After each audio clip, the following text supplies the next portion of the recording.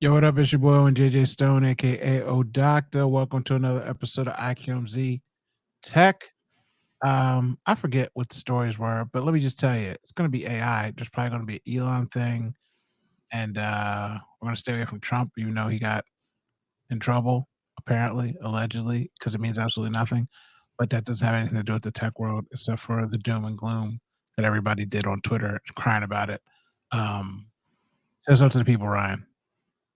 What's up to the people? Did did you hear about the president getting 34 counts of meaningless stuff?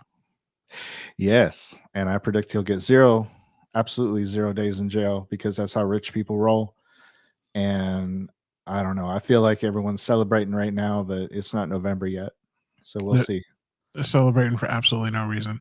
So I hate all politicians, and it just kills me the most because there's so many people that take me, excuse me, sharing silly memes that are actually funny because some things are funny. And I'm like, it doesn't matter, bub. He's going to be the president. Now you know he's going to be the president. I was like, I didn't say anything about him running for president.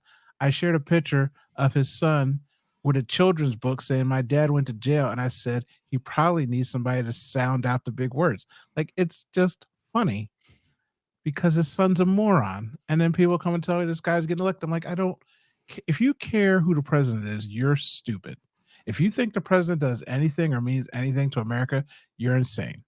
My two favorite things: believing that 80-plus-year-old white men that grew up in segregation care about me and my minority lifestyle. When you tell me that Republicans only care about minorities or Democrats only care about minorities, I'm like, nobody cares about minorities, first and foremost, especially not 80-plus-year-old Caucasian men in America. Secondly, my favorite thing of all, though, is the justice system is rigged and now they railroaded. I was like, oh, now the justice system is rigged. Oh, wow. So somebody who you believe is 100% innocent could be found guilty of things, even though you think he's innocent. Oh, find a black friend, please. Just find one black friend and listen to them tell you. Or what I usually get. He should have just complied. You know, all the trope things I have to hear about. You don't know the other side of the story, Yeah. So that's Meanwhile, you have one officer yelling, "Put your hands up." The other officer saying, "Put your hands down." At the same time. So that was my political rant to start the show, just to get rid of anybody who's a crazy person that's a fan of ours. But again, all politics sucks. All politicians suck. If you got a super fan and one of them's your group, then I feel bad for you. None of them like you or care about you. So next, we have stories today. We do. We have lots of stories. I'm going to kick off with one. Yeah. And you know what? It's not about it is about AI. See? Oh. Look at you. All right. Google has introduced several new AI powered features to its Chromebook Plus line aimed at enhancing productivity and user experience. These features include an AI writing assistant called Help Me Write, and it can generate text from prompts, provide suggestions, improve tone or grammar, basically do what every other AI writing tool has been able to do since Grammarly. Generative AI for images. Hey, you want to make an image that'll tick off all your friends on Facebook? You can do that now with Google Chrome. Google Gemini integration. Gemini is finding its way into every device, and now it's going to be on your Chromebook. Magic Editor in Google Photos, which is the one good feature to come out of Google in the last 3 years. I love Magic Editor. It's the reason I own a Pixel, but now you don't have to have a Pixel to get it. Back to you. So I want to know what the characteristic limit is for the Google Writes thing. Like, can I write like a 100-page book, a novel? Can I? Because usually, like with ChatGPT and all these programs, there's a cap, right? You have to do it in chunks of a certain amount of characteristics. So if I got one of these Chromebooks and I could just infinitely write things with a prompt, that might be useful. Because I'm trying to get a 10-page little script thing you written, but everything caps me, so I can't do it. Or you got to pay for someone else who's charging to pay for more characteristics to try and write you something that long. But I mean, I guess putting it in laptops is nice. I don't know who's buying it just for this. I mean, it's just going forward. They're going to start being in laptops, I guess, as a selling point. We've talked about this so many times. It's just put AI on your cereal box and people will buy it because it has AI in it. Because if you don't have AI and you're building some new technology, what are you doing and why does it have value? You might as well be an iPhone. I think they're going to find a way to put AI in anything, but I like the fact that it's going into Chromebooks because Chromebooks has a hold on the education market.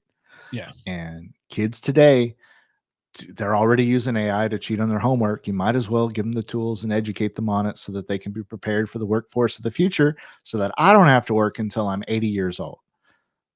And yeah, so I'm happy about it.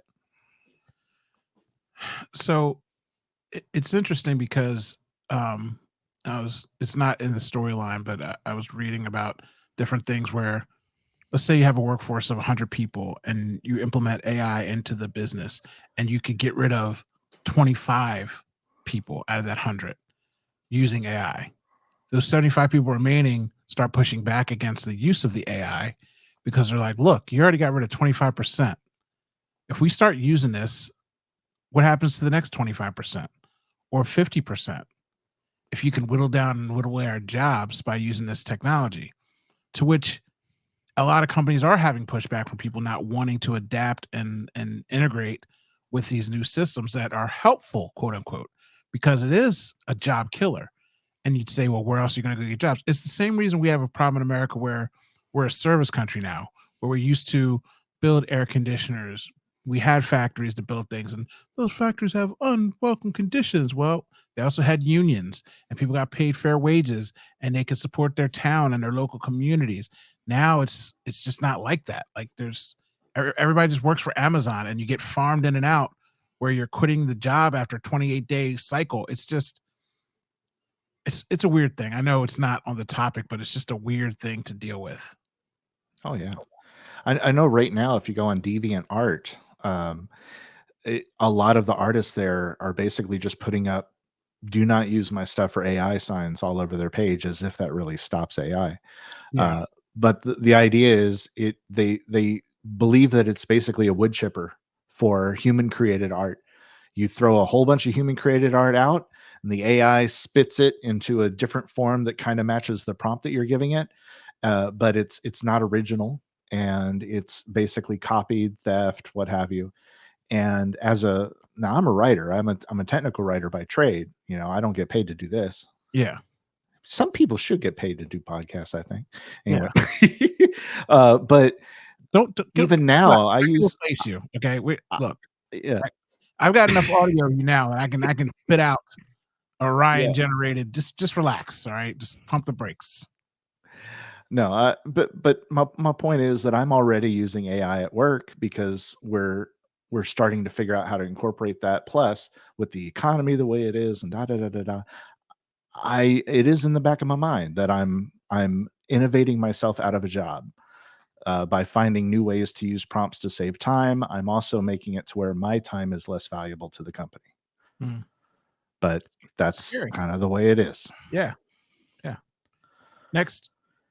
Next story, something more positive. Let's see. Nope. We're talking about the US court is going to hear challenges to a potential TikTok ban in September.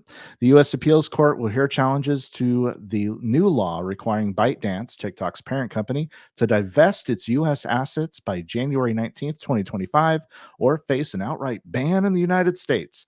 The case will have oral arguments in September 2024. TikTok, ByteDance, and a group of TikTok creators argue that the law, signed by President Biden in April, could significantly impact the 170 million American users of the app. The law aims to address national security concerns regarding Chinese ownership of TikTok. We talked about this so many times. I want them to just turn off the spigot. Just do it for a weekend. Do it for a weekend. We talked about you with the kid and having a younger kid and having a tablet, and you got like all the cars now have like their own hotspot in them and things like that. And I watched a video where these two kids were like 9 and 12, and The mom's like, "Oh, it's time to go to bed." And they're like, it is 9 o'clock. I am not going to bed. And they're just arguing with their mother. And it went viral because they're like, "You go to bed." And the kids are just addicted to these tablets. And I'm just sitting there thinking to myself, why doesn't she just go on her phone and turn off the Wi-Fi? They're using tablets. They don't have cell phones. So if they want to watch their show, just turn off the internet. Okay, go ahead and play on your tablet, whatever you're going to do. It's not going to be sitting here and watch these shows. You can go play a game that's not connected to the internet, but I'm shutting this thing down. And if you say one more word, tomorrow is getting shut down at 7 o'clock. And every word you say, I'm shutting it down an hour earlier every day for the rest of the week, and we'll figure out what happens next week. But I'm just sitting there like, man, just turn off the spigot. I, we talk about all these things all the time, but even as an analog person, my dad, Dad, I want a PlayStation. You got a PlayStation? Dad, I got PlayStation money. My cousin had the Nintendo. I used to go to his house, play Nintendo all the time.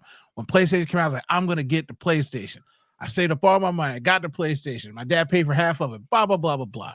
When my cousin started coming down the street to my house, we were playing all the time, and we wouldn't leave the room, wouldn't open a window. And you know how boys are, just in there being crazy and loud. Yeah. My dad would just go to the circuit breaker and shut the power off in my room. And you're like, hey, I can't save we'd be freaking out because you can't save back then, you know what I mean? All that stuff. But he would just cut off the power, like go outside, go play basketball, go run in the dirt, go do something, get out this house. I'm just like, TikTok, turn off the power. Just do it one time and see how everybody reacts. I just want to see it. I completely agree. And that's one thing I really like about, for example, Amazon Fire tablets. They're underpowered, they're cheap, but their parental controls are insanely good. Like I Mhm. could remotely turn a single app off on my son's tablet or restrict his time to like 15 minutes a day on this one app. And you can't get that level of granularity on uh, vanilla Google or Apple platforms. You can get some of it, but Not Amazon really remotely hit it either. out of the park with that. Yeah, Yeah. not remotely either. You have to actually physically have the tablet and go into the settings, set the time, and then by the time oh, can I just get another hour kind of thing? You just keep hitting that over and over and over again.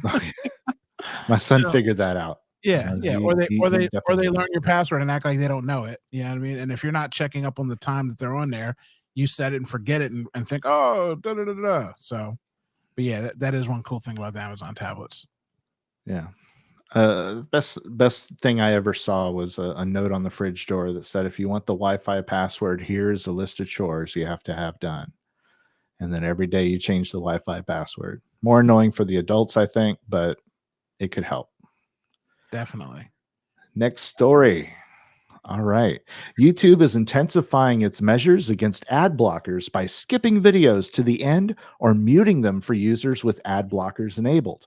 This issue has been reported by users on various browsers, including Chrome and Firefox, as well as browsers with built in ad blocking systems like Opera GX. The problem ceases when the ad blocker is disabled. Workarounds include switching to a different ad blocker, using incognito mode, or trying browsers like Brave that block ads without causing these issues. So I will say this. We're trying to get to 1,000 subscribers so that I can put ads in these things too, so we can get a little bit of coin. But my goodness, they do have way too many ads running on content that you want to watch that's over half an hour. I mean, my goodness, there's so many ads. Now, the only fun thing about that is there's only 30 seconds. But personally, I just got done telling you cut off the power. This is pettiness that I can get down with. I don't like it, but I'm just like, okay, you could have muted the video. I see what you're doing there. You're gonna skip all the way to the end and make me rewind and then have to like hit refresh a couple times so it just gets past that node. I good job, YouTube. I mean, you got to do something because again, you're using the app for free, so no one can complain about this. Because if you want to pay for the service and not have ads or have way less ads, you could do that. I can't complain about this service because it is a free service. It's not like HBO or if I got HBO Max. Oh well, now HBO Max comes with commercial. Dude, you start off and it was like $9.99. I could just get it. Now I got to pay $3 more for no ads, and you're gonna raise the price of that every other year because you got to meet demand. So I agree with this pettiness, even though it's not fun and cool to say. I do agree with the pettiness, YouTube. good job for you. Yeah. Ad blockers pretty much killed the blogging industry, but it was going to die anyway. I'm still kind of sore about that, but um, there's so many ways to block ads now. I mean, you can get a VPN that blocks ads. You can use Pi-hole if you have a Raspberry Pi sitting in a closet somewhere. There's so many ways to do it, and Google basically that's its lifeblood, and it's going to do whatever it wants to do to ensure that those ads are being fed to the masses. But I ask you this: if somebody's having to go out of their way to block ads, are those ads really going to be effective for them anyway? So I think that no ads are effective anymore. And that's the thing that killed me with these blogs. Cause there's certain blog sites that you still go to where they still have that old model where it's like ad, small copy, ad, small copy. And you try to click through to read and it just opens up a thing that pops up in your face, which pisses everybody off. And then at the bottom, it's story, story, story, story, story. That means absolutely nothing, but it's just taking you to junk articles for traffic. That's the Yeah. problem. If you just said, hey, we're going to rotate and put up Best Buy or Burger King or whatever, and it gave value like, here's a 10% off coupon, not just a buy this watch that I'm not going to buy. If you just put up their sales ads on the things that you were advertising, it would mean something. But just telling people about your item, it better be a really compulsive comparison that you want or something that you need. Like right now, my phone is, I was telling somebody about the sheets that I use. And so now all my ads are relegated to these sheets that I already own 3 sets of, and they cost $200 a set. I'm not buying another one. I was just talking to somebody else and the phone was listening to me. So now it keeps serving me these ads. I'm the wrong person to serve the ads to. I'm already a customer. So you sending me these ads and sending me other companies that are like this company is a waste of time and value for me. But the algorithm has heard it and picked it up, and now they're doing it. So if they have value, nobody hates ads. It's just when they don't have any value, it irks you. Yeah. Like you said with the blog thing, it killed a lot of paying for writers. Yeah, that's why I do technical writing now instead of tech journalism. By the way, when he says technical writing, he's the guy we can't stand with the user agreement licenses, doing all the trickeries, and has had me sell No. my left toe to the community on the 53rd page, the paragraph Z, buried subsection 4. That's all, Ryan. Yeah, totally. I wish I wrote stuff as cool as that. All right, next story here. ICQ, the pioneering instant messaging program launched in 1996. Man, am I old. I used to use that. Will cease operations on June 26, 2024. Once immensely popular with over 100 million users, ICQ gradually declined after being sold by AOL to Digital Sky Technologies in 2010. Despite a new version in 2020, it has largely been neglected in recent years. So long ICQ. I have fond memories of that little noise it would make, that little noise every time you got a message. Uh, it's kind of sad, but I didn't use it for like 20 years anyway. So I I used to live an ICQ lifestyle, bro. I had an ICQ lifestyle. I met it's sad to say because it's like nerd things. I met so many ladies from ICQ. Like I met like 8 girls in real life and ended up being, and 1 or 3 of them I still talk to this day. So 20 years later, you know what I mean? Like, oh man.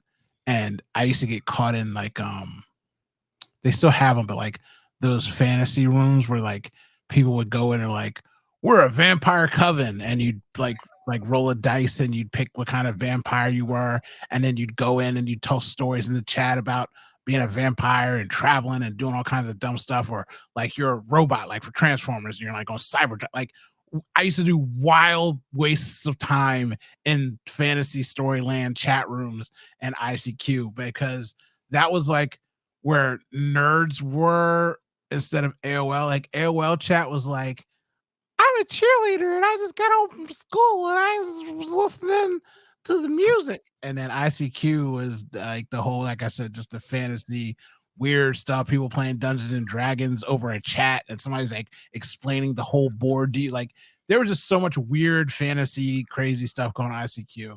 And I just texted one of the girls that I still talk to.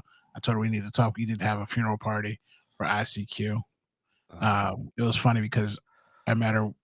She was 16. I was 16.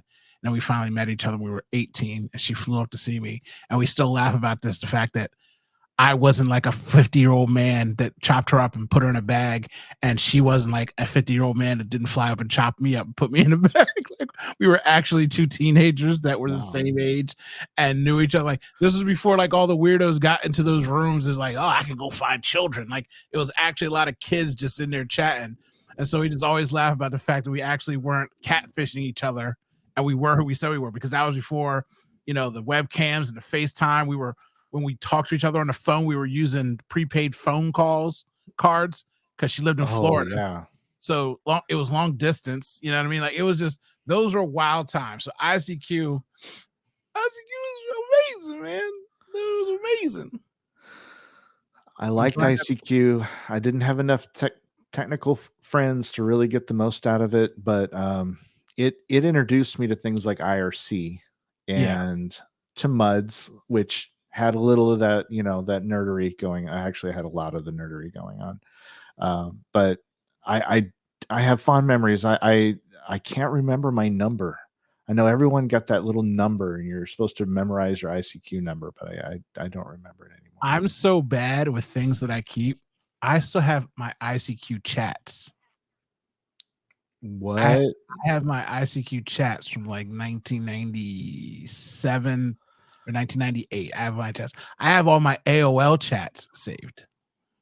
Dude, I used to be a player. Like my AOL, like I know my things, boy. I know. I had my ICQ and my AOL was Mr. Aw with 3 W's. Aw.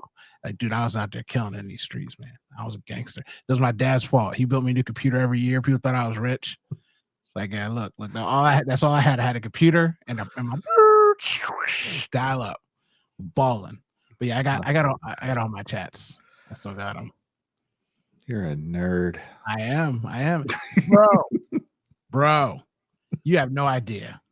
I could tell you stories. I have a story for you. Tell me. All right, this is one of your favorite subjects: government waste. Yes. A secretive $3 billion program called Secure Enclave, how is that for mysterious, is undercutting President Biden's tech policy goals. As detailed in a recent political investigation, the program was integrated into the CHIPS Act, funding to gain support from defense-focused lawmakers. Secure Enclave is designed to secure state-of-the-art microelectronics for national security, but has been controversial due to its lack of transparency and competitive bidding.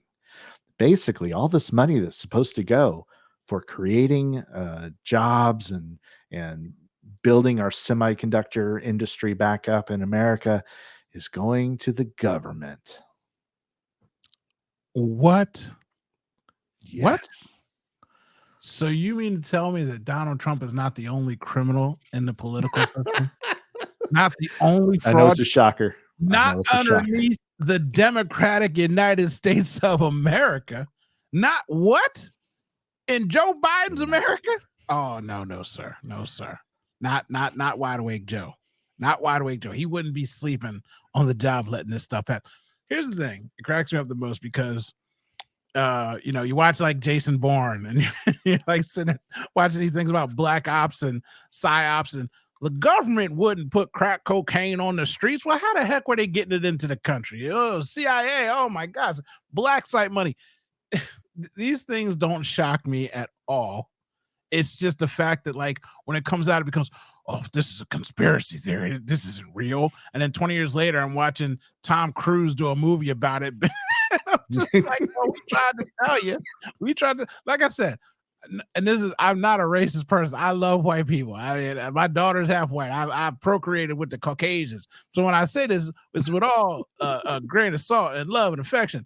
White people crack me up, boy. Y'all just be believing anything. And this man, the president of the United States, like I said, he has nothing to do with it. It's all corporations just stealing money. We are built up. We are a house of cards. This is a magician, trickery, shamocracy built to numbers and things that aren't real. These banks are skimming money. This shocks me not one iota. Tupac Shakur once said, money for wars but can't feed the poor. There are homeless people losing their homes, living in the streets and encampments all over this country. Children are starving at the highest rate in human history. But yet you can send $4 billion to Ukraine for what? I mean, in the first 6 months, I saw a lot of trucks and bombs and getting men and women and children on buses and moving people out. But they've been fighting for over a year. And I haven't seen enough stuff going on over there. I'm like, where's this $1 billion this time going to? What is Russia? Russia hasn't invaded yet, and another $4 billion is going to help out. What are we doing with all this money that they just be throwing around? So when I read things like this, it makes me laugh out loud because people will say, it's not real. It's a conspiracy. Or I knew it. Of course you knew it. We're not going to do anything about it, but talk about it on a podcast. Right, Ryan? Let me tell you something. It's a government conspiracy. I have the documents. Everything's going down. 80% population control, vaccine microchips, and now the Secure Enclave is going to take over the New World Order. Ah! It's turning the frog gay. I've got the documents in my hand. I've got the documents in my hand. They're trying to hide it from America.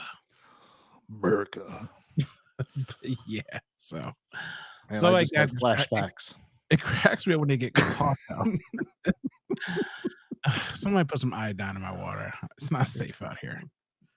Man. All right. Let's talk about something else. Researchers have developed a new metamaterial called polymer-based microphotonic multifunctional metamaterial PMMM. You know, this is why you have me read these things. Yeah. Read that again, sir, from the top. Run that back to the top. Polymer-based microphotonic multifunctional metamaterial, or PMMM. This is a more transparent than glass, capable of cooling rooms through radiative cooling and self-cleaning. The material, made with a microscopic pyramid structure, scatters 73% of incoming light, offering glare-free, privacy-protected spaces while maintaining 95% light transmittance. It cools rooms by radiating heat into space and is super hydrophonic, meaning water just rolls off like a duck's back, carrying dirt and dust with it. This sounds like some great stuff. How much is it? What do you want to do with this? If you had this right now and you can implement it in one thing, where would you put this at? Panels on the sides of homes. Panels on this the reminds me of, in the 1950s, they had a house called the Lestron house. Actually, it was in the 40s. And it was made entirely out of steel that was coated in like a glass type of resin. Mm-hmm. And those houses never needed to be repainted. They never needed maintenance. You could just wash them off with a water hose and they would stay good forever. There's houses still 80 years later that are still standing today that look like brand new. This feels a lot like that. And I have a feeling this would be a great use for it. It's basically the siding of your home. Keep all the heat from coming out in the summer. Keep the heat in the winter. I think it would be useful. Windows, the whole nine. If you can find a way to make it transparent enough to be a useful window, then go for it. So Google one of those houses so we can look at it while I'm telling you what I did with it. That sounds really awesome. I was instantly thinking about cars and vehicles. So everyone wants electric, but imagine if you could put your vehicle with this kind of glass protection on it and you didn't have to run your AC or your heat, and it would just maintain its temperature with lower consumption of fuel or power. You'd get more miles per gallon, more miles per charge. Like the biggest thing, because I have tinted windows in my car. That's why I always get pulled over. People say all the time, "Oh, you get pulled over." Like, yeah, that's one of the main reasons I get pulled over. I know why, blah, blah, blah. But this new tint that I have, it is like 98% reflectant of heat. And my car is black, my windows are tinted, and I get in the car, and yes, the car's still hot, but I don't get like a tan, or my arm doesn't get hot from driving in the sun all day. It is like it does reflect the heat, like the tint works, like it makes a huge difference. And my AC runs a lot colder when the windows are tinted versus not tinted. So if that worked in a vehicle, I assume power consumption would be like through the roof. But the house thing sounds cool. Show me the house. Yeah. All right. See, the house basically was made up of these panels that were glass coated or enameled, and this is a house that's over 80 years old, has never been repainted, and it looks brand new, practically. So was this? I wonder, was this like too expensive? Why didn't this catch on? It was because those homes weighed a ton, and you had to have a special truck to transport the materials. And they only made them in a few places in the United States.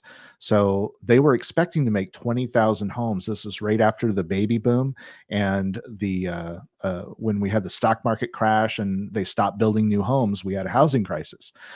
So basically, they went to the government and said, "We will build a lot of homes because we make steel." And the government gave them a ton of money. They promised 20,000 homes. They built 2,500 and then went out of business. Oh, wow. And yeah, 1,300 of the homes are still standing today. And there's some of the coolest houses you'll ever see. Like everything inside is steel. So the walls are steel. You can use a refrigerator magnet on them. The ceiling is steel. Like everything inside the home is steel. So it basically, because it's coated, it lasts forever. And you never have to worry about termites. Well, I guess when I want to transition to van life soon. My goal is to transition to van life. But if I do build a compound somewhere, which I was also thinking about doing, that might actually be kind of awesome. Kind of awesome. Especially if it's heavy. If I go throw somewhere in a hurricane place that can't get picked up off the ground. Next story. So, all right, let me find it. I'm excited. I learned something new today, Ryan. Thanks for sharing and educating me. Oh, technology is new technology. I go down rabbit holes, and that was one of the rabbit holes I went down. Okay, let's see here. All right. New story. Let's talk about Taylor Swift. We've never talked about her before. Nope. Congress has passed a new FAA reauthorization bill signed by President Biden on May 16th, which allows private aircraft owners to anonymize their registration information. This move significantly impacts the ability to track private jet activities of celebrities and billionaires, including Taylor Swift and Elon Musk. Previously, the public FAA registry, combined with open radar mapping, allowed enthusiasts to monitor these flights. This legislation addresses privacy concerns raised by high-profile individuals who have faced scrutiny for their environmental impact due to frequent air travel. Isn't it amazing what billionaires can get done in Congress? And get it done quickly. They cried about this for like 3 years. So I hate everything. This is why I say about politicians. I'll say it over and over again. They're all the same. You got money. You listen to lobbyists. Nobody cares about you. You're just a regular person unless you're a billionaire. They're acting like Taylor Swift was being stalked and mobbed at her private boarding on her plane. It's not like there was hundreds of people waiting outside of a gate to know, oh, she's going to land here. She landed there.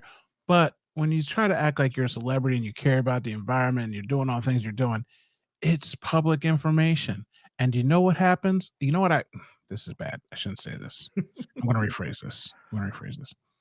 Heaven forbid someone's plane goes down and now no one's tracking it and the FAA doesn't have all the information because wherever, and somebody else could have said, hey, well, due to patterns of previous flights, I could tell you that they usually go over them, it'd be nice if somebody was tracking, like, because, regular people, nobody cares they go down. Remember that plane that disappeared? Nobody gave a shit, just disappeared. But if Taylor Swift's plane disappeared, let me tell you, the search party would be global. It would be global. So, I remember when Kobe's helicopter went down, everybody heard about it. And there were people out there 5 minutes later. Yep. Oh, God. First of all, I like how you said Kobe. Did I say Kobe? Oh yeah. Yeah, you said Kobe. In the country of the France, we say Kobe Bryant, you know. Um, Journalist from Parlez-vous français, Paris, Kobe Bryant, the You can helicopter. tell I love basketball. Yeah, I know. He bounces, bit dribble. Oh my goodness. All right. Apple's hearing study conducted with the University of Michigan has provided significant insights into tinnitus or tinnitus, a condition characterized by ringing or buzzing in the ears. The study involved over 160,000 participants, revealing that 77.6% had experienced it. The prevalence increases with age, and men reported higher incidence. Common coping strategies include using noise machines and listening to nature sounds. The study also highlighted the role of noise trauma in causing it and emphasized the utility of Apple devices in monitoring and managing hearing or managing hearing health. I have suffered from this since I was a teenager. I worked in radio as a youth, and I had the headphones up way too loud, and I listened to them all day, just loud as can be on my ears. And to this day, I have a ringing in my ears, and I have to sleep with the noise machine, and it's the worst thing in the world. And I wish they would find a cure. I would like them to study a cure rather than just to prove that Apple devices can sometimes save you from having this problem. You have ringing in your ear? Mm-hmm. Yep. All day, every day. Really? Yes. I used to listen to my car stereo was like a concert. My headphones were on blast. I think I'm just built tougher than you. I think my I model think unit so. was just built with robust drums. You're sensitive, and there's no people used to man. So people used to like talk about like when I tell people my car had like 3,000 amps and whatever and blah blah blah blah blah. One time there was girls in my car. She's like, "How can you drive around with the car so loud? Doesn't it hurt your ears?" And I'm like, "No, it's like a being at a concert." She's like, "Yeah, you're gonna go deaf standing in the front row of a concert every day, 3 times a day." And I'm like, when you say it like that, that kind of scary, right? But Yeah. then she drove my car without me in it, and she played her music in it, and she's like, "That is the best experience." When you're driving, it's totally different. Like, yeah, because when you're in your passenger seat, you're not focused on the road. All you're focused on is the bass beating your back up and and how loud everything is. But when you're driving and it's your song, the bass goes with the way you're driving and the way you're turning, and you can feel the road. But for you to have ringing in your ear every day is absolutely terrible. I'm Absolutely surprised terrible. you don't. And we are very similar in our lifestyle and the things that we've done wise, but mine's even worse because I the only reason I stopped having that system in my car sitting in my shed right now is because I hit a pothole in Philadelphia and it jarred my system loose in my car, and I never took it in to get fixed, and then I hit a deer. So that's the only reason right now my car does not still have it, because my daughter asks for it all the time, and I'm not thinking like, she doesn't need to have it, cause now I'm thinking about that, like, who say, "Oh, when you get a kid, you're gonna have to turn that stuff down." I just got a noise modulator where I just turn the bass down with a knob. Because when we were little, man, she was still in there bumping. I was probably killing her ears. What if she ends up like you? Needs a noise machine. I was a dumb high school kid. I got an '88 Chrysler LeBaron. That was my first car, and I loved Metallica. And I turned it up all the way and rolled the windows down as I rolled into high school, so that everyone could hear, "Hey, this guy's jamming out to Metallica." I don't know why I thought that was cool, but I remember I blew out the speakers. The back speakers didn't work, and I ran that car into the ground. But yeah, I pretty much destroyed my ears as a teenager. And That's the difference. That's why I'm fine and you're not. Sonically, I used to listen to everything except for country music. So I listened to Metallica. Like, I grew up with like Green Day and Guns N' Roses, Aerosmith, all that stuff, right? But that wasn't my daily driver jam. I only knew that music because of MTV, where I'd watch it at home on television. But I was buying like New Kids on the Block, Run DMC. I think that the fact that this is the science between you and me. The fact that I'm listening to hip hoppy bass and like ballads of like, Michael Jackson, the difference between, because I'm just thinking about Michael Jackson when he had guitars and stuff, that used to be the sharpest tone in my ears when I would listen to his music with certain artists where he'd like, and he'd have that guitar going.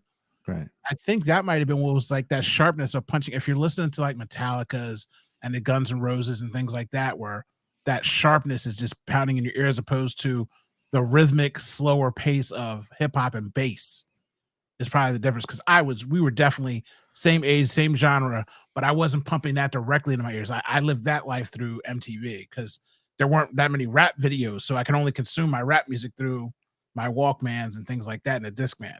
That's interesting. Somebody should do a test on that. You know what? They should do a study with 160,000 people. And instead of Apple devices, they should focus on what style of music does that person listen to. That's what they should be asking. That's what we need to know. That's why we're here, Ryan. We're geniuses. Do this. We still won't have a solution, but it'd be cool to know. All right. Next story up. We're talking about ChatGPT. Surprise, surprise. Let's see. Apparently, ChatGPT is much hyped, but not much used. A study surveyed 12,000 people in 6 countries, including the UK, with only 2% of British respondents saying they use AI tools on a daily basis. But the study also said that people 18 to 24 are the most eager adopters of this technology out of any other age group. Surprise, surprise. I think it's one of those things where this technology is taking over the business landscape right now. And if you're not like writing essays or anything on a daily basis, there's really not much need for this unless you're like really lonely and need a digital friend. But eventually it'll come around. I think people will start using it. So there's 2 things about this. One is, well, technically people are using ChatGPT and they don't even know it because everyone's running their applications off of ChatGPT with a front-facing mask for another product. And these other products that are scanning your podcasts and doing recaps and writing articles from it are running off of the ChatGPT engine. It's literally like having ChatGPT is a V6. You can get a V6 in a Ford, you can get a V6 in a Chevy, a Toyota, a Hyundai. Like, it's being used and they're underneath all these other brand and things. It's like, well, it's just not the ChatGPT vehicle that you're seeing. So you're using it, but it's being used and filtered through other things. Or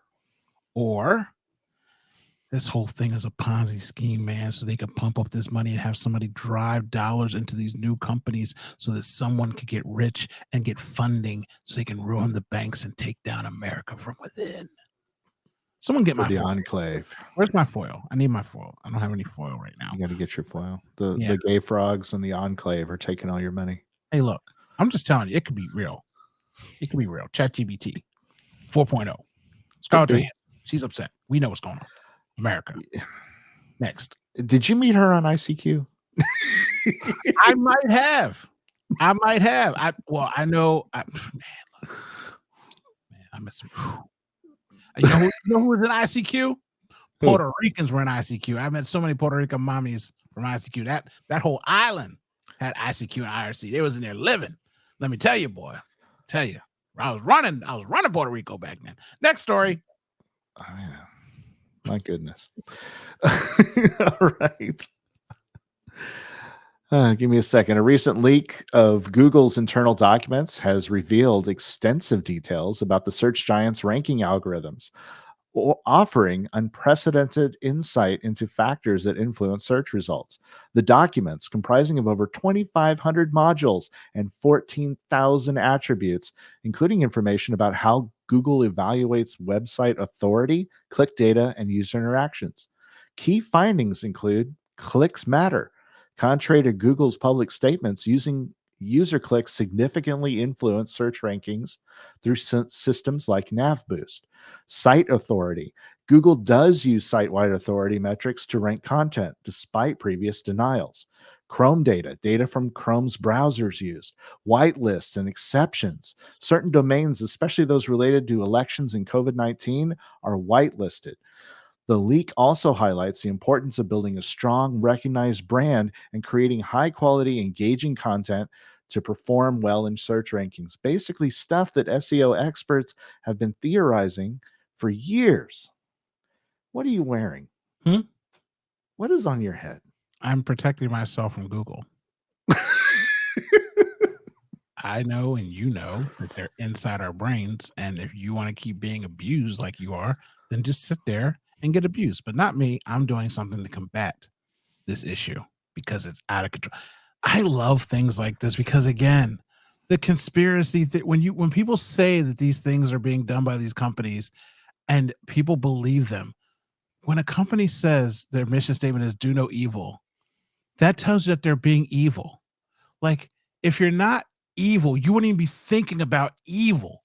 Like, it, everybody has had something that they've created or started. I don't care what you do. Maybe you just drew, or you wrote stories, or you made sandwiches or lemonade at a lemonade stand, or ice cream. You've all worked at a job or done something somewhere, and evil never came into your mind.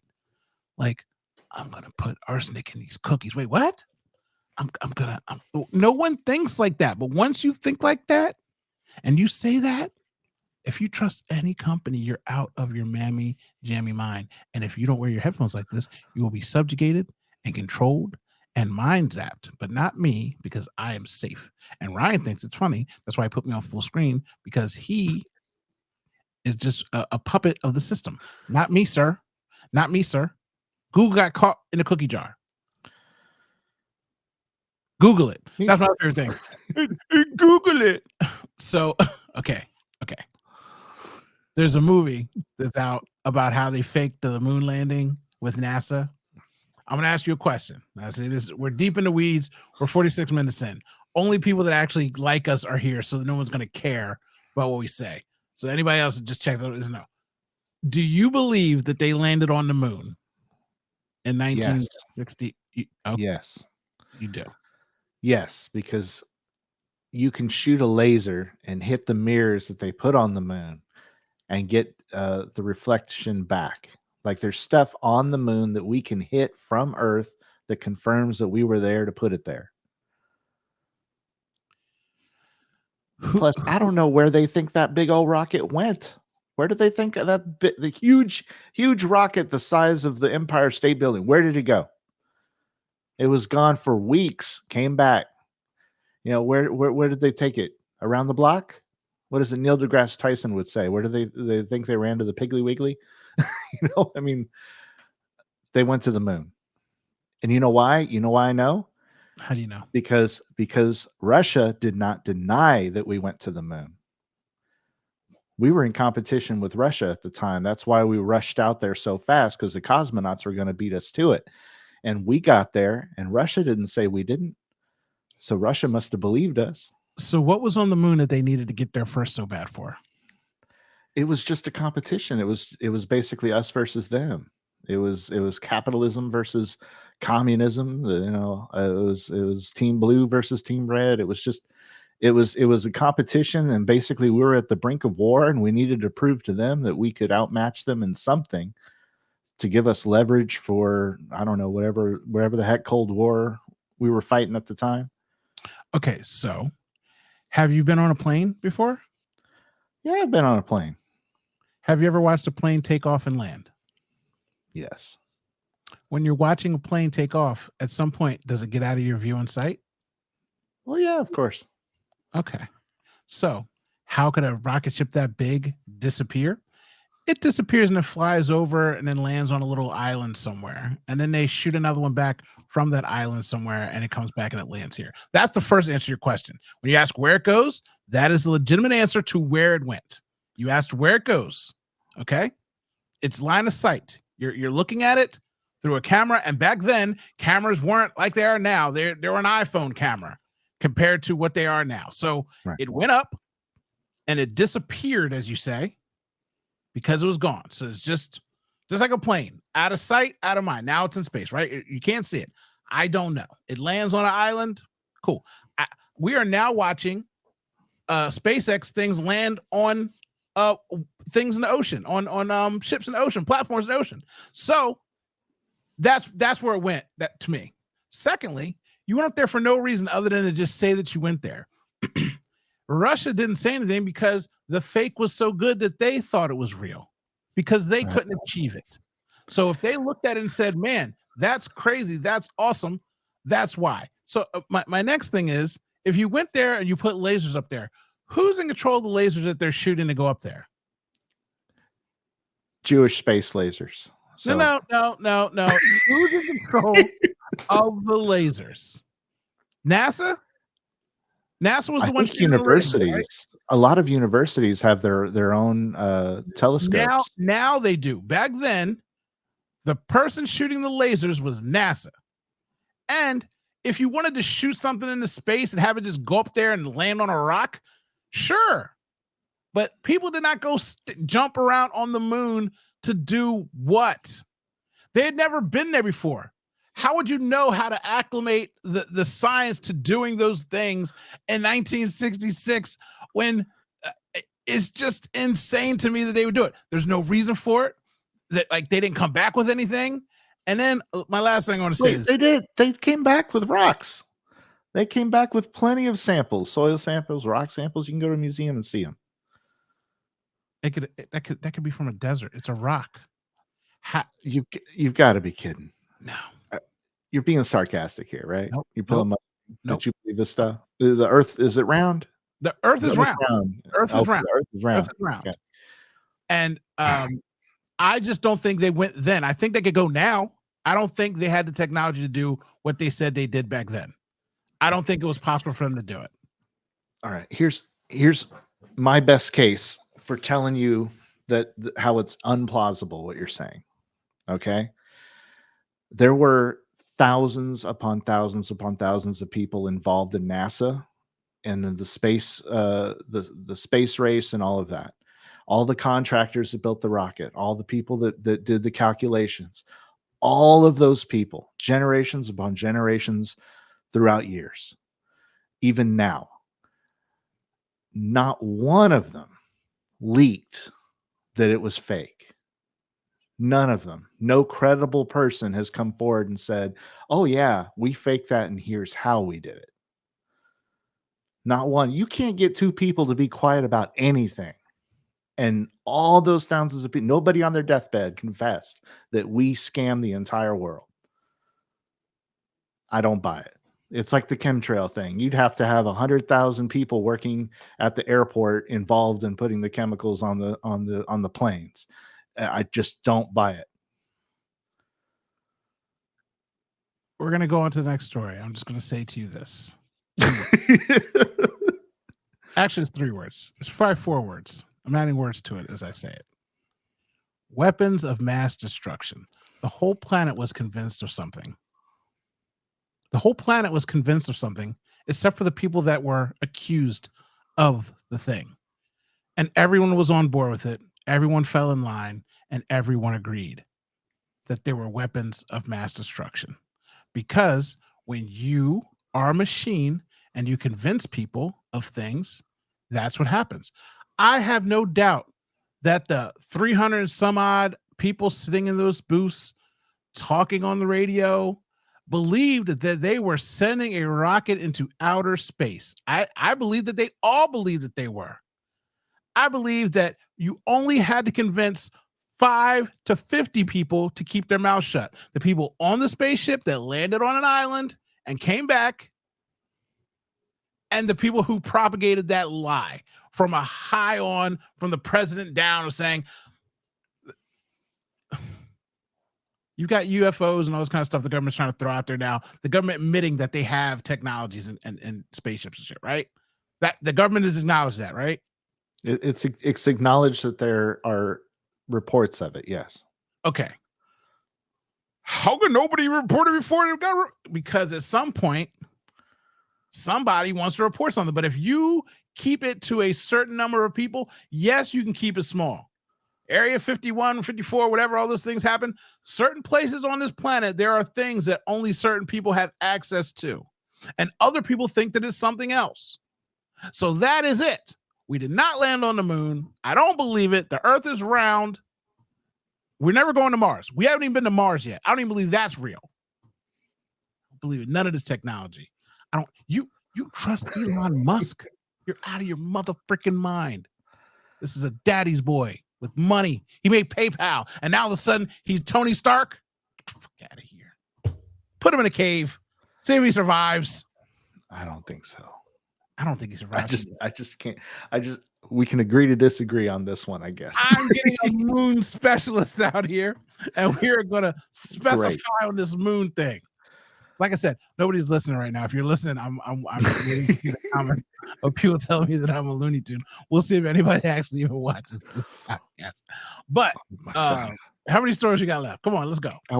Last story. Oh! One near and dear to my heart. We're talking about 3D printers.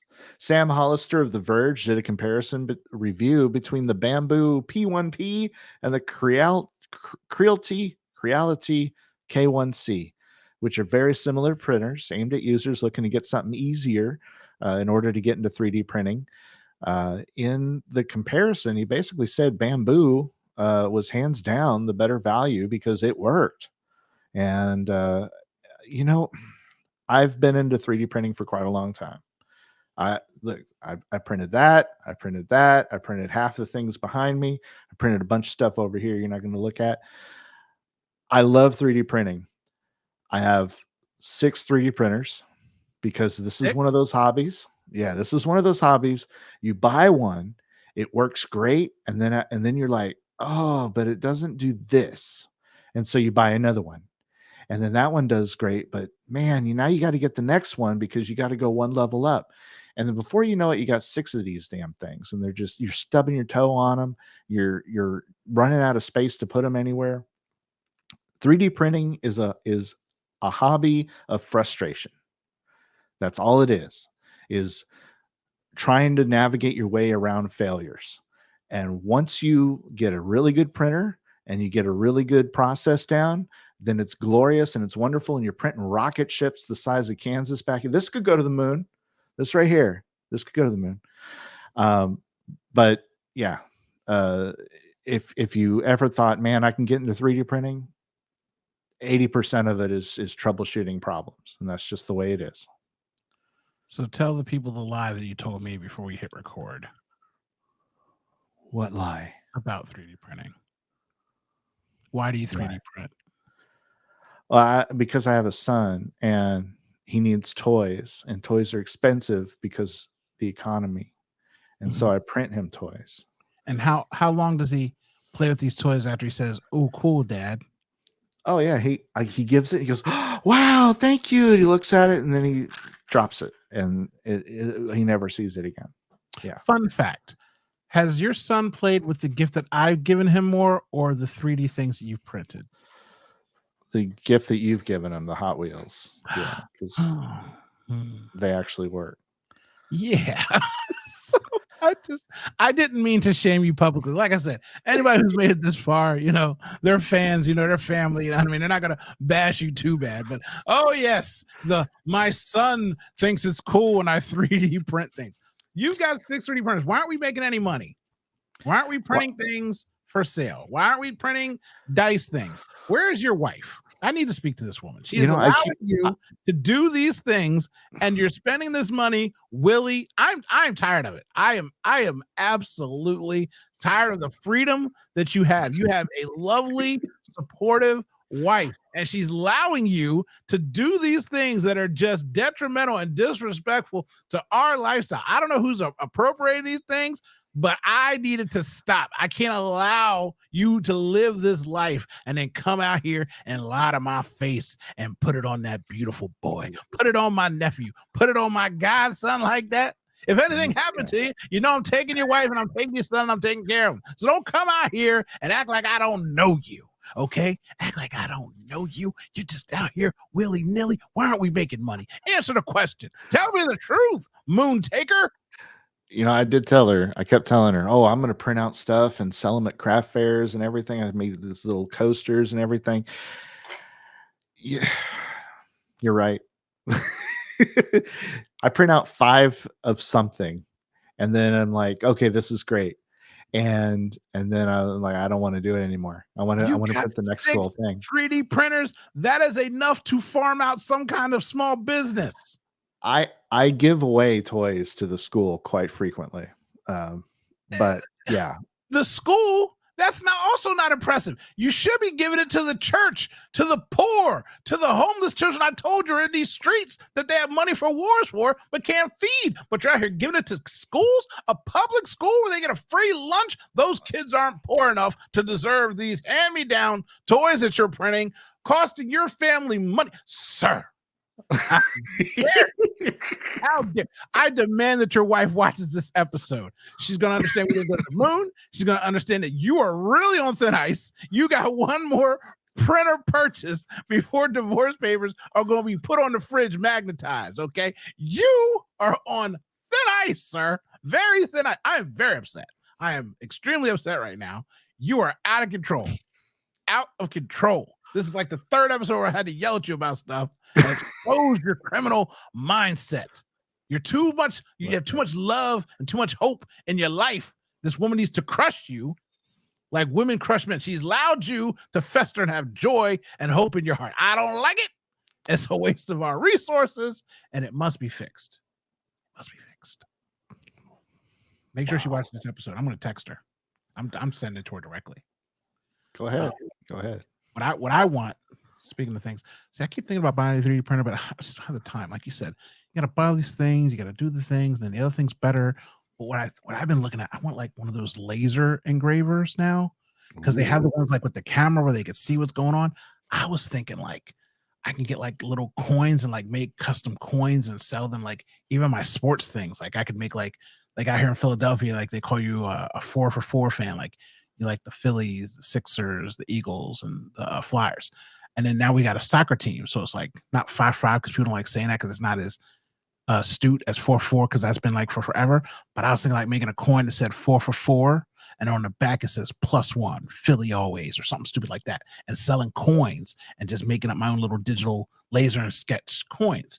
But then I'm like, dang, I really have to sell something now. I can't just go around here engraving coasters and shit and thinking like, oh, when I give them away as gifts, because these things like $1,500, $1,000. These lasers, the nice ones anyway.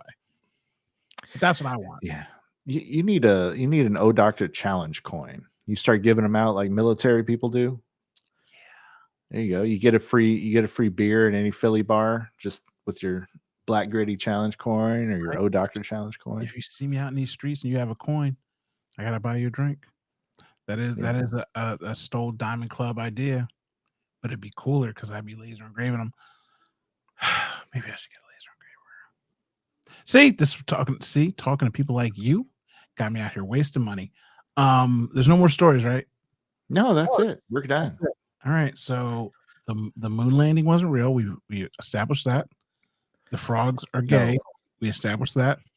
I've got the documents. I've got the documents right here.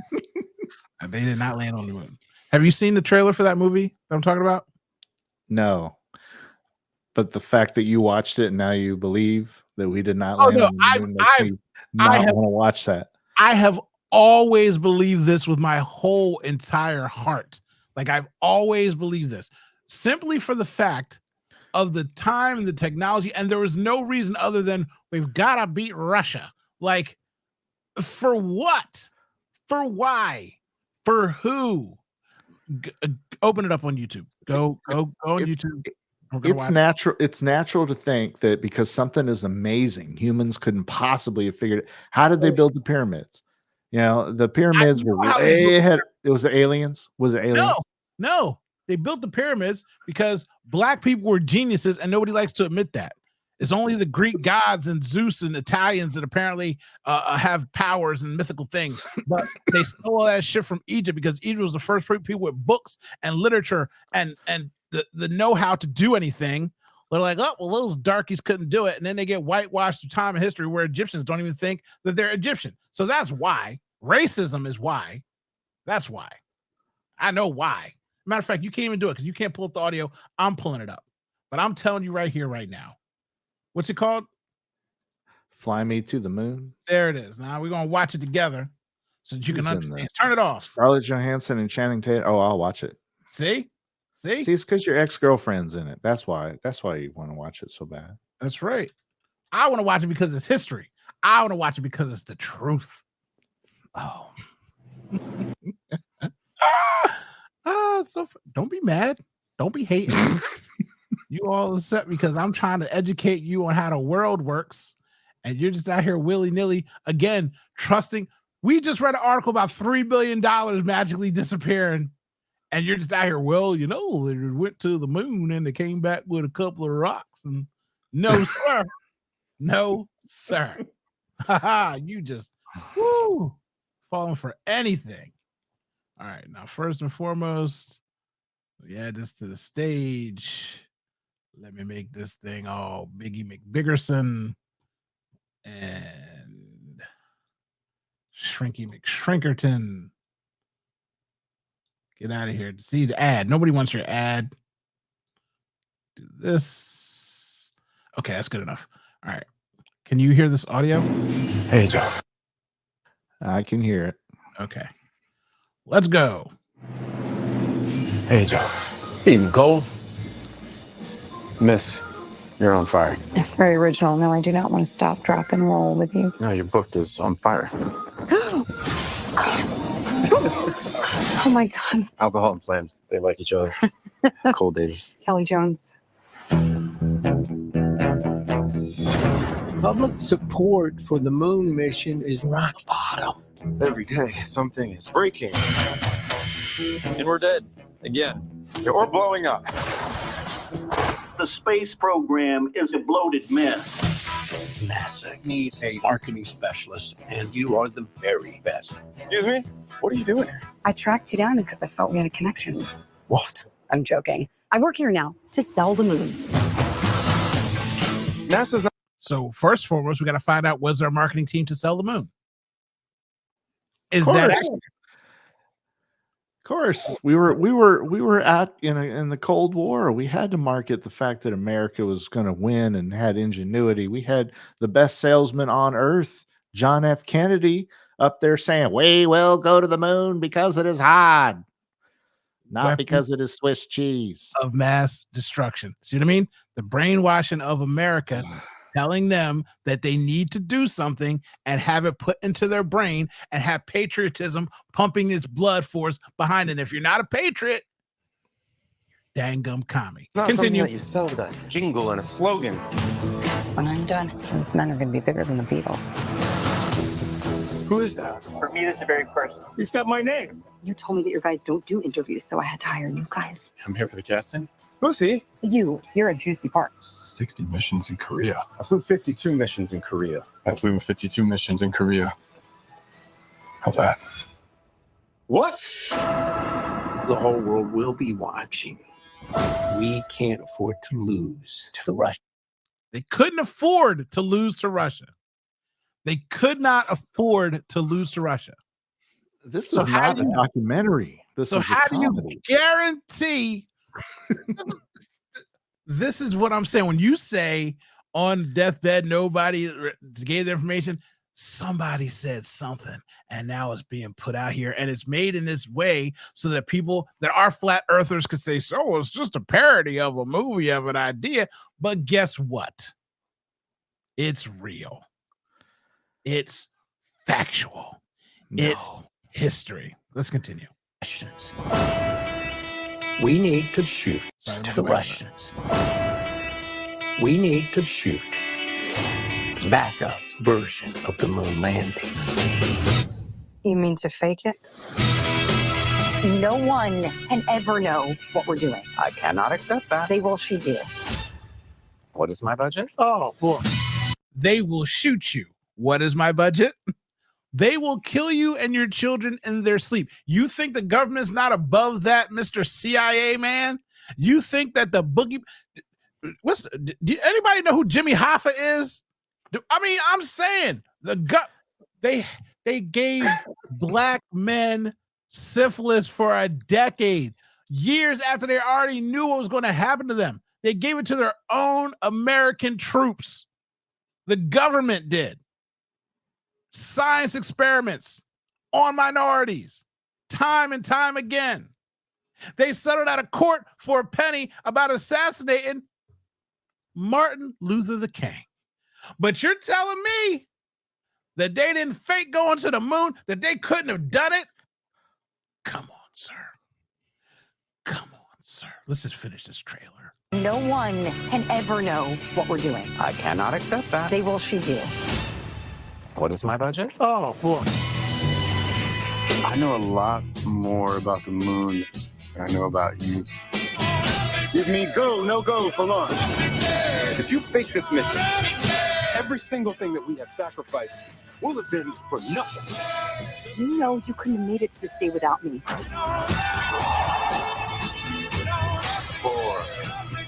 3, 2, 1. And My Armstrong is a whiny little bitch. We have to recast. I think we should have gotten Kubrick. How did they pack enough oxygen to survive that whole time up there? They had the scrubber. Remember when Apollo 13 happened? The whole problem was that the scrubbers that got the CO2 out of the oxygen that broke down, and that's what caused all kinds of problems. Look, they know how to do all kinds of crazy stuff because it's science. Science is amazing. Science is wonderful. Science is giving people heart transplants. It's letting us clone sheep. Science is bringing us electric cars and the internet, and the fact that your cell phone can talk to space and come back down and talk to somebody in China in almost real time. It's amazing. Science is great. But denying science, man, come on. I'm You're too not smart for denying this. You're too science. intelligent for I'm this. denying the moon landing at the time of this said moon landing. I'm not denying it. I'm not saying that we don't have the capabilities to go into outer space. I'm denying that in 1960 we did that. I'm denying us beating the Russians. I feel like they went up there, it messed up a couple times, they faked it and said, okay, we won, morale boosted. Now let's go back to doing other things. That's what I believe. But they sent other missions after. It wasn't just one mission and done. There was a lot of missions. Well, a handful of missions. But when you say mission, And it's not like it was all perfect. Apollo 13 went up, had problems, had to come back. It did not go perfectly. The Challenger explosion did not go, nothing went perfectly there. I'm just saying. You have seen what Elon Musk has accomplished. You have seen rockets come up and rockets come back down and land on the platforms. You've seen some amazing things. And you don't think that we could land on a big old rock that we can see from here? I think we can land on that rock. Elon Musk didn't do any of that. SpaceX. You're right. You're right. The scientist of SpaceX. Yes, it's the most egregious thing in this world. This is what I'm talking about with marketing and branding. People believe that Elon Musk is the thing going around now. He got in an argument with an actual scientist, and Elon said, "What have you written? And what have you done for science the last 5 years?" And he's like, "I've published 80 papers." He's like, "What have you done?"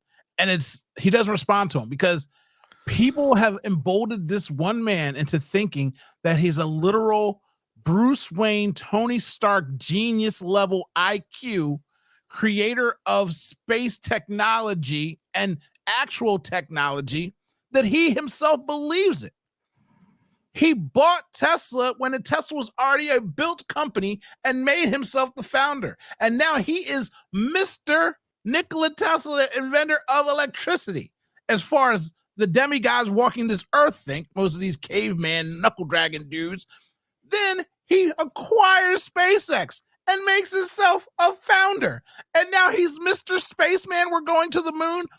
He has no technical science or engineering degrees. He knows banking. His daddy was rich and gave him money. He made an online bank. He's a banker. But now everyone believes that he's some kind of super engineer. That is why we didn't go to the moon, because when you're in America, you can convince mediocre white people of a lot of shit and everybody just agrees with it. Now we're really deep in the weeds. If anybody's made it this far, they think that I'm crazy. But I'm just saying, that man is exactly the reason why I don't think we went to the moon and beat Russia to the we beat Russia to the moon. How's that? Because we went up there later and we got there. But that first landing, the rover, when they built it up there with Legos, they put it together. It was all pieced out, and then they just built it like a Lego system and then just drove it around on the moon. How did it not fly off the moon when they're bouncing around and just sitting there? There is gravity on the moon. It's less because the moon has less mass. That's how mass works. I've watched a whole lot of moon movies, and one wrong dip and that thing goes flipping off into space because the gravity isn't strong enough. But these guys just bouncing around, hopping up and down, hippity hoppity, driving that little raggedy 1960 Jeep. Have you seen a Jeep from 1966? They ain't got no shocks in that bad boy, bro. I'm just telling you, it's a lie. It's a shamocracy, and I can't stand it. Now pull up your little tweet you got going. I see you tweeting with the thing you got. Oh no, I was just looking at the scientist that Elon Musk was wrestling with, and it's funny. It's actually the scientist that created a lot of the AI software that Tesla relies on for its self-driving capabilities. There you go.